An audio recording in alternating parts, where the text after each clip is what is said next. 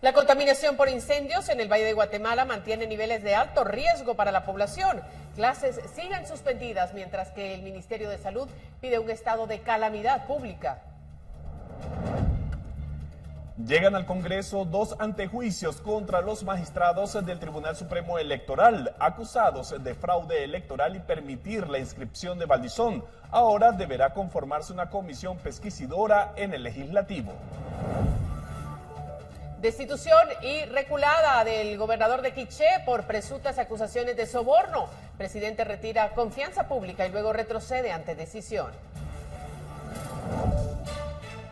Gobierno intenta acelerar el paso de un código de ética para evitar comportamientos como el de la ministra de Ambiente recién destituida. El último código así fue redactado hace 18 años.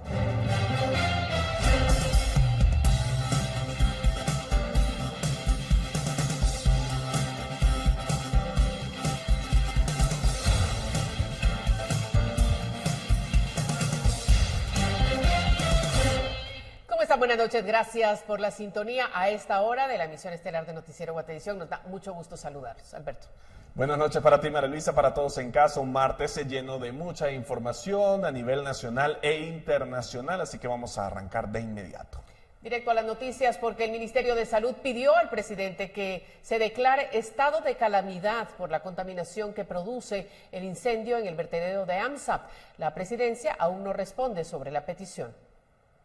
El ministro de Salud, Óscar Cordón, solicitó durante una sesión extraordinaria de la Secretaría Ejecutiva de la CONRED que se declare el estado de calamidad, el cual puede limitar algunos derechos como la libre locomoción, indicar precios máximos o mínimos para artículos de primera necesidad y dar vía libre para realizar compras desde el Ejecutivo según sea la emergencia. El ministro de Salud agregó que al establecer dicho estado de excepción, todas las dependencias vinculadas con el incendio en el vertedero se pondrán en alerta máxima. El día de hoy, en sesión extraordinaria de la Secretaría Ejecutiva de CONRED, se ha declarado se está solicitando al presidente que declare estado de calamidad.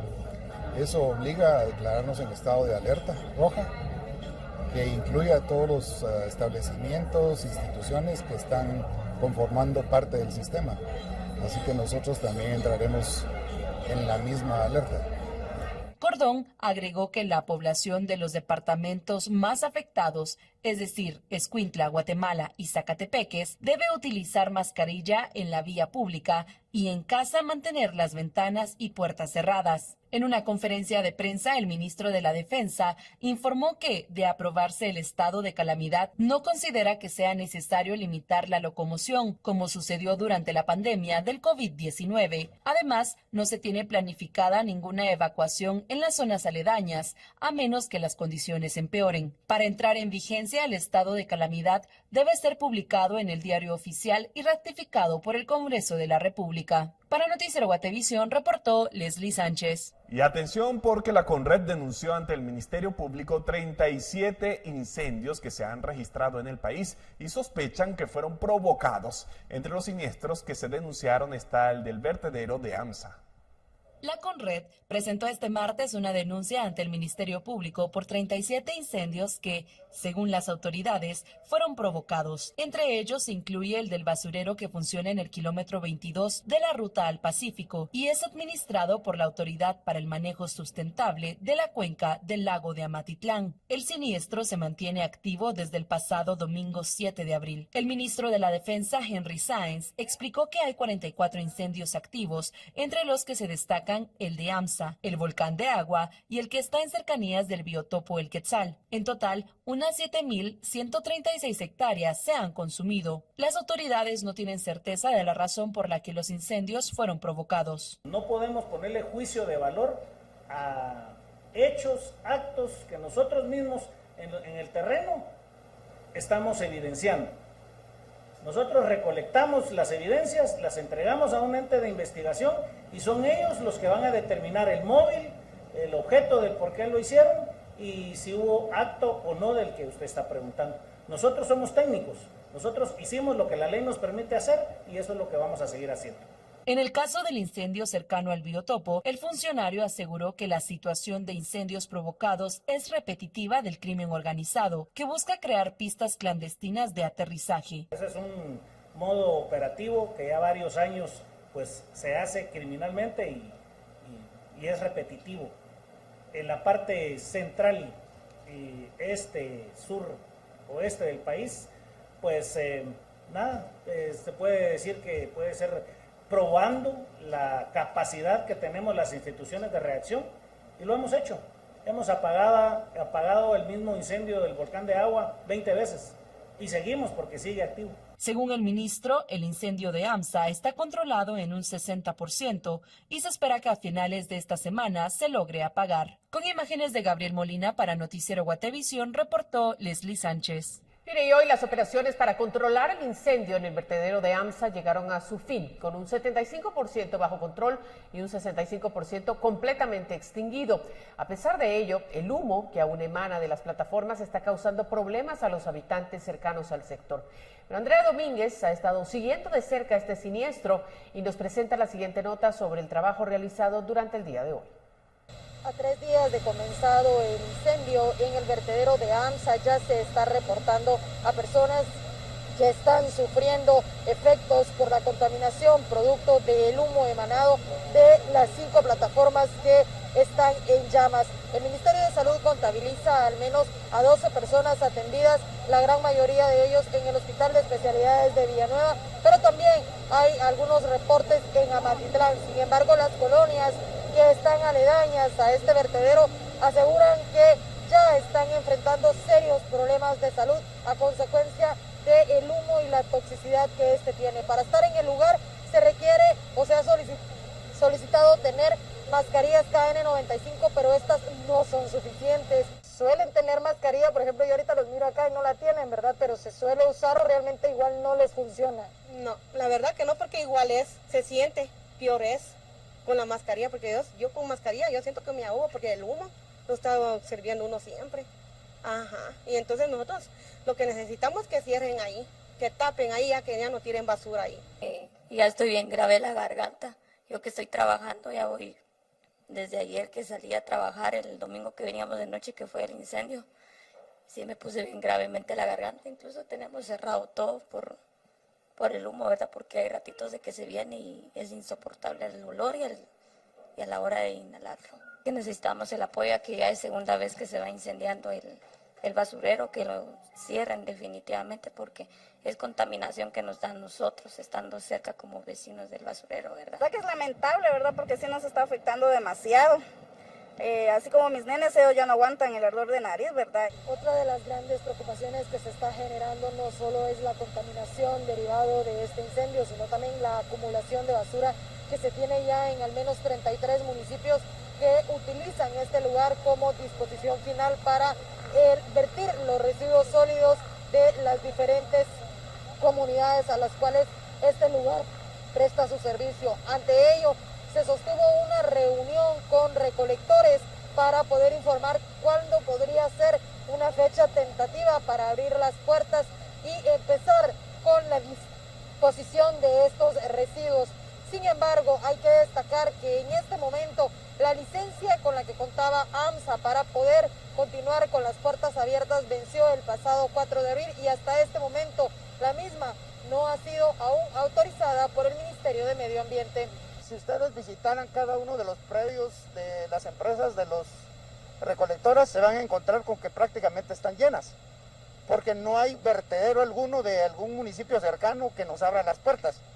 Al contrario, los municipios cercanos e inclusive lejanos, ellos han cerrado sus puertas y han pedido que mejor vengan a disponer sus desechos los propios de sus municipios hacia acá. Por ejemplo, el caso de Chajul, el caso de Petén, el caso de Nuevo Progreso Jutiapa, el caso de Petén en algunos otros municipios. Entonces, nosotros en este momento estamos pasando una etapa crítica. Queremos primeramente pedirle disculpas a la población porque ha sido un problema realmente imprevisto y de enormes proporciones, pero sí queremos pedirle a la población que tenga un poquito de paciencia porque es demasiado grave el problema que se ha suscitado y entonces se está trabajando duro. En el puesto de comando se estima aún que faltan varios días para que se pueda liquidar y controlar este incendio en su totalidad. Con imágenes de Oscar Vázquez, reportó para Noticiero Guatevisión, Andrea Domínguez.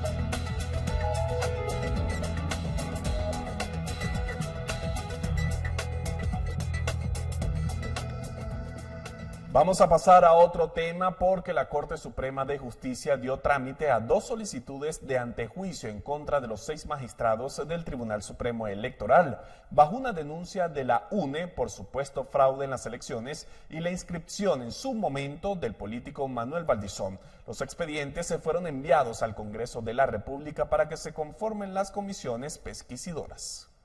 6 magistrados del Tribunal Supremo Electoral se enfrentan a un nuevo proceso para que se les retire la inmunidad por 2 casos en los que el Ministerio Público busca investigarlos. El pasado 3 de abril, la Corte Suprema de Justicia resolvió darle trámite a 2 solicitudes para retirarles el derecho de antejuicio. Primero en contra de los 5 magistrados titulares Irma Palencia, Ranulfo Rojas, Gabriel Aguilera, Maynor Franco y Blanca Alfaro por supuestas irregularidades en las actas de las elecciones, en el escrutinio y en el uso del TREP para transmitir los resultados preliminares el día de las elecciones, según una denuncia interpuesta por la Unidad Nacional de la Esperanza posterior a la segunda vuelta. El segundo antejuicio es en contra de los magistrados Irma Palencia, Álvaro Cordón y Maynor Franco por la inscripción del político Manuel Valdizón como candidato a diputado, pero que luego se revocó debido a que se consideró que no era idóneo por haber sido sentenciado en Estados Unidos. El Congreso de la República fue notificado al mediodía de este martes, sin embargo no se leyó en el despacho calificado, por lo que sería hasta en la sesión del jueves próximo cuando se haga de conocimiento del Pleno. Con esto el proceso ahora llega al Congreso, quien debe conformar 2 comisiones pesquisidoras mediante sorteo, quienes deberán analizar los casos para recomendar o no el retiro de la inmunidad de los magistrados. El 30 de noviembre pasado, los togados Irma Palencia, Ranulfo Rojas, Gabriel Aguilera y Maynor Franco perdieron su inmunidad por un caso relacionado a una supuesta sobrevaloración del sistema utilizado para la transmisión de los resultados preliminares que costó 148.5 millones de quetzales. Los magistrados salieron del país y hace algunas semanas tuvieron su primera declaración por la que fueron ligados a proceso, pero gozan de medidas sustitutivas, aunque una sala recientemente les prohibió ejercer como magistrados y les impide acercarse al tribunal. Para Noticiero Guatevisión, Henry Montenegro. Mire, entre esta y la siguiente semana se prevé que el Tribunal Supremo Electoral presente al Congreso la propuesta de reformas electorales canalizadas por medio de la CAME. Sin embargo, varias organizaciones y tanques de pensamiento señalan que la reforma debería enfocarse en algunos puntos específicos, qué se debería priorizar y qué no. En la siguiente nota le contamos. El Tribunal Supremo Electoral se encuentra ultimando los detalles de la propuesta de reformas electorales con los planteamientos recibidos en la Comisión de Actualización y Modernización Electoral. La iniciativa podría ser presentada entre esta y la otra semana al Congreso. Sin embargo, para las organizaciones que conforman el Consorcio por el Fortalecimiento Democrático, las reformas deberían girar en torno a 4 temas principalmente. El primero es la estructura de los partidos políticos, que abarca los reportes financieros, el voto secreto en las asambleas, así como incorporar requisitos para el ejercicio de los cargos. Un segundo aspecto sería la participación política, el tercer aspecto el empadronamiento automático y un cuarto punto que se diferencia en la ley los conceptos de campaña anticipada y proselitismo. Pero dependemos del Tribunal Supremo Electoral para que ellos son los que van a hacer la iniciativa de ley y la van a traer al Congreso de la República. Hay algunos temores como lo que pasó hace 4 años, donde el Tribunal Supremo Electoral se tardó en traer la propuesta y cuando presentó la propuesta no tenía en su contenido todo lo que las organizaciones habían presentado en la CAME. Queda en manos de ellos que tomar en cuenta y que no. Sin embargo, hay otros temas que se expone que no deberían ser considerados, como el transfugismo. A mí me preocuparía mucho, por ejemplo, que el centro del debate, al final de cuentas, o el interés que tengan las organizaciones políticas, sea específicamente, por ejemplo, debatir temas como el transfugismo o relajar normas como los reportes financieros, que también debemos de hablar. A veces nos pusimos muy restrictivos en el tema de las reformas. Según la Junta Directiva del Congreso, cuando reciban la propuesta, priorizarán que llegue a la Comisión de Asuntos Electorales para su discusión. ¿Cómo hacer que estas iniciativas con las propuestas de la CAME se unifiquen y que esa discusión y esa dictaminación en la Comisión Electoral y de Partidos Políticos salga consensuada, objetiva y lo más rápido posible? Tampoco tanta prisa, porque queremos que salga bien. Ya vieron que por andar corriendo en el 2016 salió peor la iniciativa por andar corriendo. Con imágenes de Byron Baiza para Noticiero Guatevisión, Henry Montenegro. Presidente Arévalo impulsa código ético para el Ejecutivo basado en normativas internacionales. Se espera en mes y medio. Al regresar, el reporte.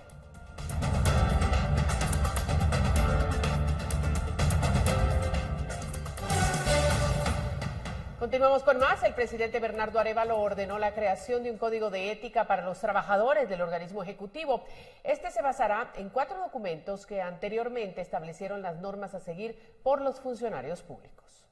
Según la Comisión Presidencial contra la Corrupción, en la actualidad, el organismo ejecutivo no cuenta con un código de ética y a raíz de la destitución de la exministra de Ambiente, María José Iturbide, por el uso incorrecto de vehículos y personal de seguridad del Estado, se ordenó la creación del nuevo documento. Para esto, la comisión se basará en 4 precedentes, incluyendo normativas internacionales. El primero es el Acuerdo Gubernativo 197-2004, aprobado por el gobierno de Óscar Berchel, que establecía normas de ética del organismo ejecutivo. Este acuerdo establece valores que deben cumplir los funcionarios, servidores y trabajadores del organismo ejecutivo, como la integridad y transparencia. Asimismo, se determina que quienes tengan conocimiento de un acto impropio están obligados a denunciarlo. La siguiente base que se utilizará será el Sistema Nacional de Control Interno Gubernamental de la Contraloría General de Cuentas, el cual, según la comisión, faculta a las instituciones estatales para que creen el Código de Ética. Además, existen 2 tratados internacionales de los que Guatemala forma parte. Uno es la Convención contra la Corrupción de la Organización de Estados Americanos y el segundo es la Convención de las Naciones Unidas contra la Corrupción. Ambos tratados buscan la prevención y el combate de la corrupción política. Por medio de redes sociales, la comisión lanzó una campaña para conocer lo que los ciudadanos consideren deberían ser los principios a cumplir por los funcionarios públicos, cuyos resultados también serán tomados en cuenta. Una fuente que forma parte de la comisión confirmó que, aunque no se tiene una fecha específica, se espera que el nuevo Código de Ética esté funcionando en no más de 1 mes y medio. Para Noticiero Guatevisión, reportó Leslie Sánchez. Y escándalo en Quiché por elección de gobernador. En las últimas horas se denuncia a la terna por supuestos pagos de soborno y se publican grabaciones de las supuestas negociaciones. Varias organizaciones indígenas acompañarán la denuncia interpuesta por un integrante de los representantes no gubernamentales ante el CODEDE en contra de la elección del nuevo gobernador de Quiché. Uno de los representantes expresó que hubieron ilegalidades en su nombramiento, por lo que se interpuso la denuncia ante el Ministerio Público. La denuncia la interpuso uno de los representantes de sociedad civil que estuvo como parte del proceso en el cual repartieron sobornos a todos los representantes. Y entonces las autoridades lo que se hizo fue acuerpar esta denuncia que se hiciera ante el Ministerio Público. Al mismo tiempo se publicó de forma anónima un audio en donde se escucha la voz de una representante no gubernamental ante el CODEDE de Quiché. Expresa que devolverá el dinero que recibió y amenaza con no incluir a alguna persona en la terna. La representante aseguró que desconocía del audio y negó haber recibido dinero a cambio de apoyar a algún candidato. Aseguró que iniciará acciones legales en contra de quienes publicaron el audio. Lo que dice el José ahorita, no les demos ni mierda de lo que dieron y que no les vamos a devolver, dice, pero tendríamos que estar de acuerdo en ignorar lo que digan y no vamos a meter a esa gente en la terna porque abrieron sus picos ahí, porque ellos mismos hablaron. Ustedes dos con José tiraron el dinero en la cama y a mí solo me dieron 5, a la Anacleta 5, y los demás ustedes le dieron 30, en la cama tenían todo. Yo al saber de este audio sí voy a denunciar quién lo está haciendo. ¿Ustedes recibieron en algún momento dinero, doña Isabel? En ningún momento. Yo sí tengo la conciencia tranquila. Yo confío en la justicia porque no, el que nada debe, nada teme, ¿verdad? Por su parte, el gobernador afirmó que no ha sido notificado de alguna denuncia en su contra. Expresó que cuenta con el derecho de antejuicio y espera el apoyo del presidente de la República. Pero solamente nos queda esperar alguna citación, alguna notificación del ente investigador. Pero en el caso mío, como ya fui nombrado, yo gozo del derecho de antejuicio. Debe votarse esa investidura previo a que inicie alguna investigación. Para Noticiero Guatevisión reportó Héctor Cordero. Bueno, siempre en ese tema, la Secretaría de Comunicación Social de la Presidencia confirmó la destitución del gobernador de Quiché, Melitón Estuardo Solórzano Rivera, quien recién había sido electo por el mandatario. Según la información oficial, el presidente consideró que Solórzano ya no contaba con las cualidades para ser depositario de la confianza pública y quedó electo el gobernador interino. Una fuente de la Secretaría Privada de la Presidencia confirmó que la decisión se tomó después de que algunos miembros del CODEDE denunciaran haber sido citados para entregarles un sobre con 30,000 quetzales para elegirlo a él como una persona en la terna. No obstante, minutos después, el gobierno de Guatemala se retractó de la decisión bajo la excusa de que se escucharía primero al gobernador antes de tomar una decisión. Se cuestionó a la Secretaría de Comunicación Social por los motivos, pero no brindaron respuesta. Por cierto, un nuevo amparo fue interpuesto ante la Corte de Constitucionalidad en contra del proceso de elección de gobernadores departamentales. En medio de señalamientos, la presidencia indicó que serían electos esta semana. El Consejo Departamental de Desarrollo de Alta Verapaz interpuso un amparo ante la Corte de Constitucionalidad en contra del presidente Bernardo Arévalo y la decisión de haber rechazado las ternas de aspirantes a gobernadores. En el documento se acusa al mandatario de haber cometido abuso de autoridad al rechazar las ternas de 14 departamentos el pasado 21 de marzo. Uno de estos fue en el departamento de Alta Verapaz, que tampoco entregó terna en esta segunda ocasión, en que el presidente solicitó nuevas listas. En las peticiones se establece que, al ser evidente la violación a los derechos constitucionales, se suspendan todas las actuaciones posteriores al acto reclamado hasta que el amparo sea resuelto en definitiva por la Corte. Este no es el primer recurso legal al que los cocodes han acudido para impugnar el proceso de elección de gobernadores. Los departamentos de Baja Verapaz, Huehuetenango y Santa Rosa también habían interpuesto un amparo ante la Corte de Constitucionalidad. Este lunes, el secretario general de la Presidencia, Juan Gerardo Guerrero, confirmó que nuevamente se rechazarían algunas ternas, pero se espera que esta semana estén designados los gobernadores departamentales. Para Noticiero Guatevisión, reportó Leslie Sánchez. Y el Pleno del Congreso juramentó a los integrantes del Consejo del Instituto de la Defensa Pública Penal, quienes integrarán la comisión de postulación encargada de conformar una terna de aspirantes al cargo de director general del Instituto de la Defensa Pública Penal. Entre ellos se encuentra un representante de las facultades de Derecho de las universidades del país, el presidente de la Corte Suprema de Justicia, un representante del Colegio de Abogados y un representante del Instituto. En la sesión, los diputados también aprobaron excluir de la agenda la iniciativa que busca crear una ley de infraestructura vial, ya que algunos legisladores exponen que debe consensuarse antes de su discusión en el Pleno. De conformidad con Y el secretario de Estado de Estados Unidos, Anthony Blinken, visitará a Guatemala el próximo 7 de mayo para tratar temas de migración con el presidente de la República, Bernardo Arévalo. Así lo declaró el embajador de Estados Unidos en Guatemala, Tobin Bradley. El ministro de Relaciones Exteriores, Carlos Ramiro Martínez, indicó que la visita del funcionario estadounidense se efectuará en el marco de la reunión ministerial de la Declaración de Los Ángeles sobre migración y protección.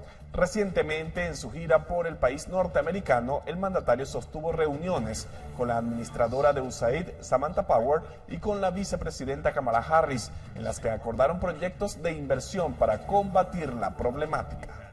Y el Pleno del Congreso de la República comenzó este día con el proceso de aprobación de una nueva ley de vacunación.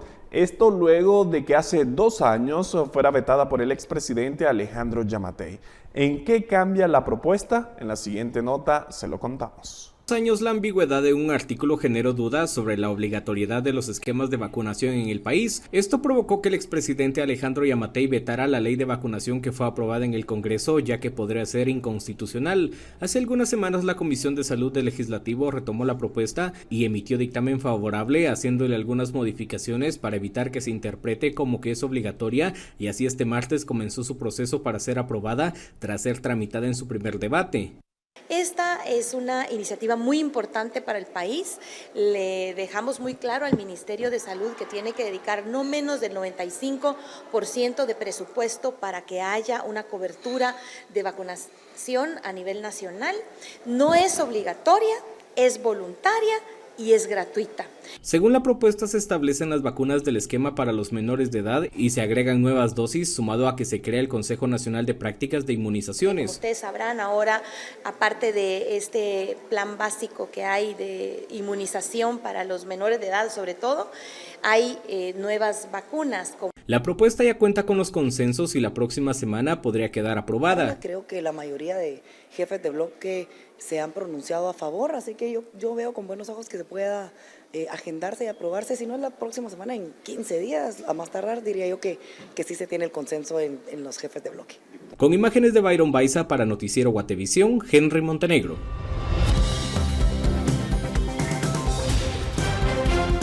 Llegó el momento de conocer la información que recibimos a través del servicio de Guate Reporta, el número 4003-3859. El primer reporte que hemos recibido en la ciudad capital se trata de un televidente quien nos envió imágenes que muestran una parada de autobuses que supuestamente está acaparada por taxistas piratas. El mensaje da cuenta de que el lugar se ubica en la 32 y 34 calle de la zona 8. En esta dirección, los llamados aladores del pasaje han colocado conos para evitar la competencia. Ahora vamos con las imágenes que nos envió nuestro televidente Walter. Se trata de información sobre los daños que tiene el puente que se ubica en la carretera de Tacisco a Chiquimulilla, en Santa Rosa. El mensaje indica que esta obra fue ejecutada durante los gobiernos de Jimmy Morales y Alejandro Yamatei. Sin embargo, el cemento que se usó en la estructura se ha deteriorado al extremo de dejar la estructura metálica descubierta. Además, en uno de los extremos del puente se observa que parte de la estructura ha colapsado. Ante esta situación, nuestro televidente pide al nuevo gobierno que realice una auditoría en esta ruta.